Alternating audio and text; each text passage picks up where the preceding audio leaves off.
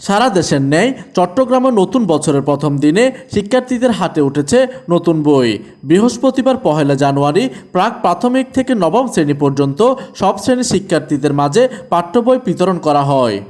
তবে এই বছর কোনো উৎসব বা অনুষ্ঠান করা হচ্ছে না, তবে নিজ নিজ বিদ্যালয়ে গিয়ে বই নিতে পারছে শিক্ষার্থীরা। প্রাথমিক ও গণশিক্ষা মন্ত্রণালয় এবং শিক্ষা মন্ত্রণালয়ের সূত্র জানায়, এবছর আগে থেকেই বই উৎসব না করার সিদ্ধান্ত ছিল।